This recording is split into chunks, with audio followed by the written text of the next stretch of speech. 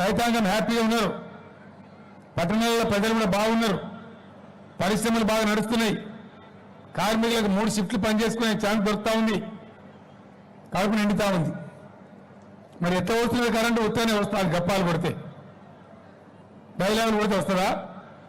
ఈరోజు కూడా కాపలా కుక్కల్లాగా పనిచేస్తాం మేము, వాచ్ డాగ్స్ లాగా. నా ఐఫోన్లో, నా ఐప్యాడ్లో యాప్ ఉంటుంది కూడా, విద్యుత్ ప్రవాహాన్ని రోజుకు 6 మాటలు చూసి మానిటర్ చేస్తాం. రామగుండంలో ఎంత ప్రొడ్యూస్ అవుతుంది, కొత్తగూడెంలో ఎంత అవుతుంది,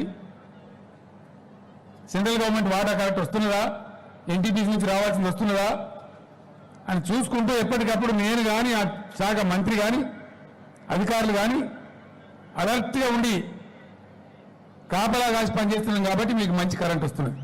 తమాషకు రాదు.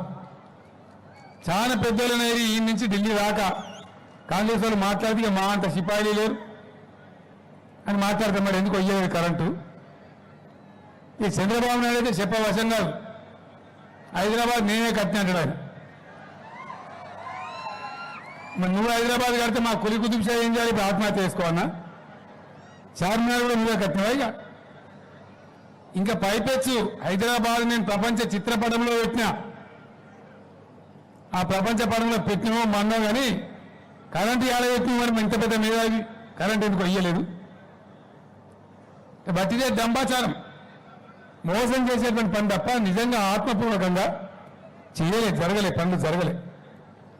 అదేవిధంగా ఇలా తెలంగాణ రాష్ట్రంలో జరిగే సంక్షేమం, రైతు బంధు కావచ్చు, రైతు బీమా కావచ్చు, 24 గంటల ఫ్రీ కరెంట్ కావచ్చు, పేదలకు ఇచ్చే పెన్షన్లు కావచ్చు, కంటి వెలుగు కార్యక్రమం కావచ్చు, ఎన్నో రకాల కళలో కూడా ఊహించినటువంటి కార్యక్రమాలు మీ కళ్ళ ముందే ఉన్నాయి.